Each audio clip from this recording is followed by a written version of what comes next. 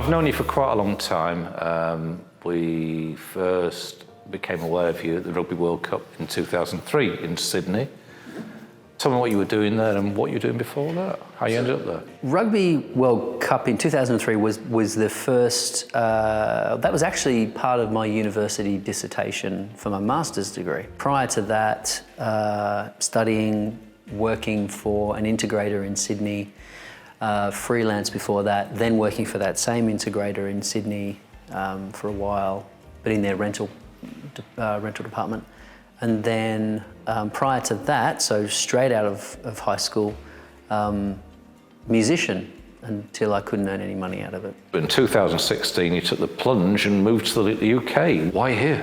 All of these things these sort of larger scale event projects that we're involved in are always somewhere else. They're certainly rarely in Sydney or nearby. They're always a fair flight away. The other obvious part of it was it's not just the events, it's also all of the meetings that occur beforehand. Most of the event producers that we've been working with over the last 10 years are based either in LA or in London. It seemed to me to be an obvious place to spend time where I'd already spent so much time here already, so I felt familiar. For the business, we're not just exposed to those who are happy to wait the overnight period for a response to an email. Tell us about the current business. How has it affected you? Things have changed, of course. We are lucky in that we're quite diversified. So I spend some of my day thinking about a stadium somewhere, some of my day thinking about a small immersive experience somewhere in Asia, and then another part of my day thinking about a control system for a citywide projection system or something like this. So that diversification insulated us a little bit. It's always helped flatten out the peaks and troughs in previous years because of the Olympic cycle of crazy busy and then nothing to do for a little while.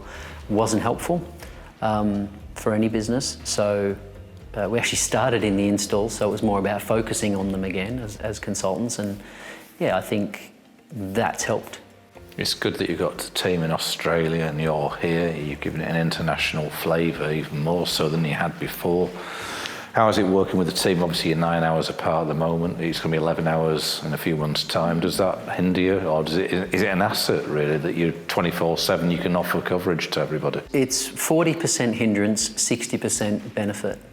The hindrance is the contact hours. It becomes more difficult when I need their support on a call which is European-based, and I need to make the timing of that call suit a reasonable time in Australia. That's probably where the lion's share of that 40% annoyance lies. The 60% benefit is pretty significant in that I can get to an afternoon here, finish a call at 7 p.m. and say, yeah, I'll have that to you in the morning. I remember seeing it at ISC, and your face masks appeared, Wuhan was happening, the virus hadn't really caught hold in Europe, but the mood was changing. Had your mood changed at that point? Could you see? No. No. I think it's different if you employ 100 people and or more. I think it's different if you're at the end of the food chain. Of the however many tenders we send out in a year, there's probably another 30 or 40% more than that never get to that stage that we're working on, and at some point, you know, we'll be developing a concept for someone and it gets to a point and like, no, we're going to leave it at that, or put it on hold, or put it on ice, or cancel the whole thing. So there's work that we've got that sometimes doesn't eventuate in rental contracts and people on the ground. Again, it's sort of a little bit of that work that insulates us from what we're seeing right now. Particularly when I was in Amsterdam at ISE, I remember it particularly because there was one project where we were on a very critical decision point, and I was taking calls in the foyer area out front of ISE. There were half as many people as normal. You know, it was very, very clearly a different situation. People that I really enjoy catching up with at that event every year weren't there, and the decision for them not to be there was entirely based around COVID. So clearly something was going on. Do you see a post-COVID-19 world, or is something that we've got to really work with for the time being and sort of adapt our mindset and technology and entertainment as a result of this for the foreseeable. People need to be around other people. Societies crave culture. You can't starve them of it for too long, or they'll just create their own opportunities to do it themselves. I can't see a situation where events are not going to be back. When we first met up today, I talked about an experience today whereby I'd gone online for a virtual product launch. I was astounded that the product launch that I went to online was very well put together. It was slick, it was concise, it's to the point. I learned more in 20 minutes online than I would have done trying to balance canapes and champagne on a booth in Frankfurt, having spent a fortune to get there. And you're quite a fan of that human interaction. Tell me more why you think trade shows will continue. I think it's cultural. There are certain manufacturers that have an attraction to them at trade shows. And that attraction comes down to not the kit that's sitting on their booth. It's about the human beings that are on their booth. And there's an environment that they create with their personalities, with their interactions and with their hospitality that I think you can't do that on a call.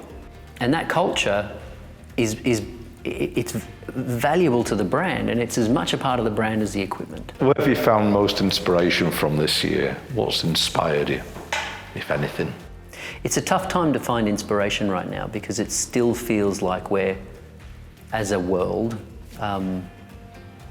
swimming through a pool of shit, and the best way to get through that is just to keep going. If something like this, as massive as it is, when you consider the loss of life and the disruption to society, if something like that can stop the world, and it did, why can't climate change do it? I'm hopeful that given the impact this has had, that it means the world can choose to do something about significant factors. Maybe our environmental impact can be the next one, and maybe we can do it before it occurs as an event. You know, maybe it's something we can start working on now.